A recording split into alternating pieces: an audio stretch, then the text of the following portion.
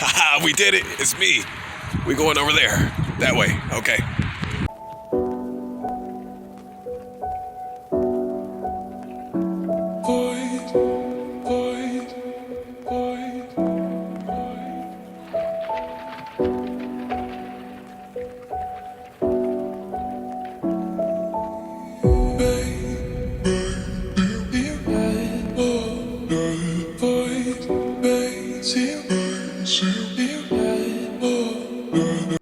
Listen, that's my dick. I'm kidding. Oh God. You looked at the screen though. You looked at the fucking screen. I know you did. I know you did. Are you ready? Run that fucking intro. We coming for you, nigga. Ladies and gentlemen, I'm back. It's me. I'm your host, your booker, and your commentator for the evening or whenever the fuck you were choosing to watch this. I am sorry for coughing into the microphone like that. Woo! You just saw me take that hit. It was heavy. It was hefty. I don't think you understand. I'm not a lefty. I'm sorry. Nigga over here trying to rap like Scarlet. Scarlet. Who raps like a whole nigga. Alright, now. I am the intellectual MC. I am the greatest. I'm PSYCHS, your host, your booker, your commentator for the evening or whatever the fuck you are choosing to watch this. Let's get into it, all right? First up, first things first and foremost, the Marvel logo. I'm gonna get my notes out here. Can you see the notes? I don't think you can see the notes. There you go. Now you can see the notes. Here's all of the notes. I'm sorry, microphone. I'm sorry. All right. Yeah, let's turn it down just a little. We're gonna turn it down. I'm sorry if you hear the fiddling and finagling of the fucking microphone. You don't normally see me talking on the microphone or touching it, yo. No. Say, it's just a thing here. No, I'm African. The Marvel logo gets blacked out like Sentry's powers, or his void powers, if you will. The introduction of Sentry was awesome. Like, I mean, I don't even know how to explain. These people, I mean, you were drastically you were outmatched, and you should have like fucking known that. And this nigga beat the fuck out of them. I mean, that was a Sentry ass whooping. Stop comparing him to Superman. He's Marvel's Superman. Marvel has a lot of people to compensate, you know what I'm saying, to take the place of Superman. A lot. I mean, Hyperion. We still haven't gotten him in the MCU, and we probably never will, if I'm being honest, because how? Who? I mean, what? Like, what's he gonna do when he gets here? We're gonna have a Hyperion movie? We're getting Wonder Man before we get any of that other shit. While DC can't even do the Wonder Twins, right? People are wondering who they are. That's an Ace Dane joke. Now, we'll move on. The first location is entirely real. They went into details about this behind the scenes for weeks beforehand, before the movie came out. One of the best things about it is that she does the jump. Florence Pugh does the jump. Not all the way, obviously. And I think, I'm pretty sure they have somebody,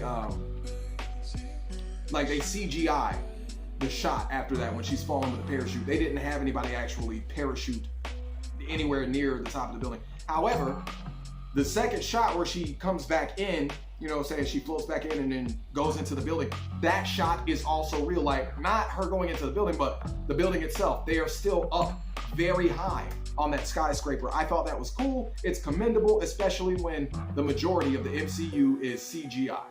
It's like any DC movie. It's just CGI. Like, I don't know. It was shitty.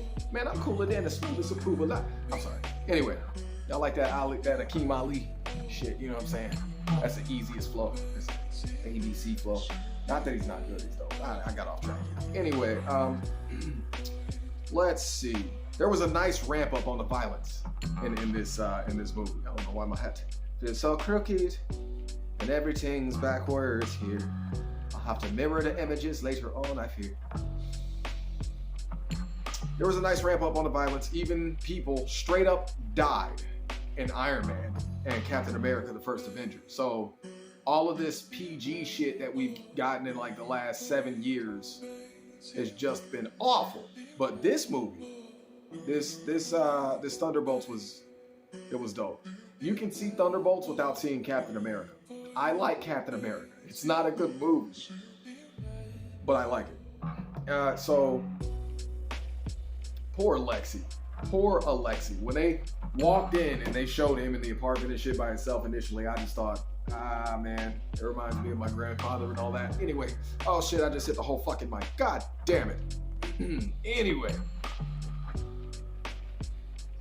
Yolena's subtle, you know, to shake her head no when like Lexi brings up Natasha and they keep talking. You know what I'm saying? It was like pure genius. He was just like, Natasha, and she goes, just that, and they keep talking. You know what I'm saying? Like the conversation keeps going. That was a really cool fucking detail. This camera over so that y'all got me in the center here. It was a dope ass detail. I really liked it. It's just like you have to convey emotion properly. Like when it comes to wrestling, you have to convey the story properly for us to invest in the matches.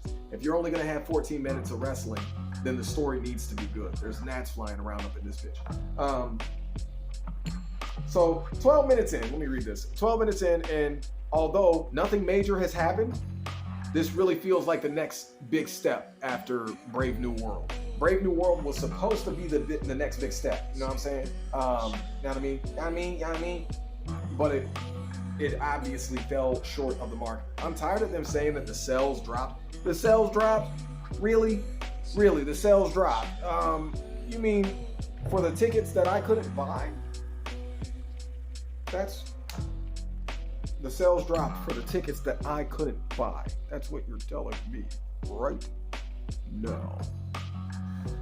That's bullshit. I don't know why they report stuff like that. I don't know why they say shit like that. Let's see. Another thing. How the fuck was Yolena able to resist the power, the strength of a super soldier? Anyone? Nope. I didn't think so. She doesn't have any sort of serum in her, you know? Pause. But John does, obviously. He was kicking her halfway across the room, and the only thing that was blocking the shot was her little electric things. I'm like, electricity is not that, like, bro, come on. Not from those little, that was weird. Odd choice by the directors or the graphic design team, whatever you want to call them. Really odd choice. I don't know. I don't know what it was about. But I might have a lucky day with it. You know, Bucky is legitimately over 100 years old. Just thinking about it while I was, you know, I don't know. Oh, also, maybe she's able to resist his strength because he took a lighter dose. But then again, he was fighting Bucky and Sam and kind of beating the fuck out of him at first, you know. Fast forward, and Valentina has hands. I don't know if y'all saw the scene where they shot at Century, right? But she runs up to the SWAT team captain and just switch. She does Wing Chun and takes his gun and the fucking walkie and is like, no, call off the strike. Valentina has hands, but she didn't display those hands towards the end of the movie. We're almost done with the review here. Take a breath, relax. We'll be right back. Now, why did Bob still help Valentina after he heard her tell the group what she did to them? Big oversight. You know, she convinces him to help her in the first place. He full and well knows that she's a bad guy. And then when he beats them up, she blows the thing in his brain. Well, you know, her assistant does. Lucky her. Out. And that's just like, okay, cool, but it was very lackluster, to say the least. I just, that was an odd, like, what? He wouldn't choose to help you, bitch, in any way, shape, or form. No. Century's introduction was phenomenal. Like I said, Yolena snapped on John Walker. I mean, she snapped on him. You have to see the scene. It's hilarious. It was funny. What Valentina said, John was definitely going to end the movie like an hour early. About an hour early, you know. If only. But no, didn't do that. And why in the fuck, the one black dude with locks, why he gets stuck in the car while everyone else got to run from Century? I mean, I thought that was kind of comical, but I mean, he was the only black person I saw on screen at that point in time. And it's just, I don't know. Bro, you're the only black person and you couldn't escape Century's little blast. Now, another spoiler alert, the blast is just sending people into the void. However, you can die there. And you can also die other places. You can't escape the void. You can die like from his powers. He could just kill everyone, really. He could Homelander this bitch. And Century versus Homelander, I don't want to hear it. I don't want to hear it. Century folds Homelander, Omni-Man, everybody except for Superman. Seriously, like y'all got some delusional misconceptions there. I guess misconceptions are delusions, whatever. Movie had a fantastic wrap up. That was a perfect ending. Perfect ending. Valentina is still full of shit, but don't forget she is still Lady Hydra. I guess we ignored that for the duration of the movie. She's Lady Hydra, and then, you know, there were people. She has so many people working for her. Bringing back in Daredevil's making me think that perhaps, maybe, they're going to do the Hand all over again, and the Hand is going to be working for Valentina, or Valentina will be working with the Hand in some capacity. Kevin Feige, bring these worlds together. You're not doing a good enough job. Okay? A few series shows is not enough. Put them niggas in the movies. Jessica Jones, Luke Cage, Kingpin, of course Daredevil, and that nigga, the Punisher. Frank that nigga Castle needs to be in the movies with the Avengers and the other Marvel everything. The movies, not the stupid fucking TV shows. Alright? Although Daredevil was great. Daredevil Born Again was great. It was phenomenal. Alright? Anyway, I've been your host, your booker, and your commentator for the evening, or whenever the fuck you are choosing to watch this. Please like, share, subscribe, hit the notification bell, and hey, while you're at it, leave a comment. We like that. You already know what's coming next. Don't miss my album in June coming up, June 20th. I Don't Kill Animals LP. It's gonna be fucking dope. Peace out, nigga!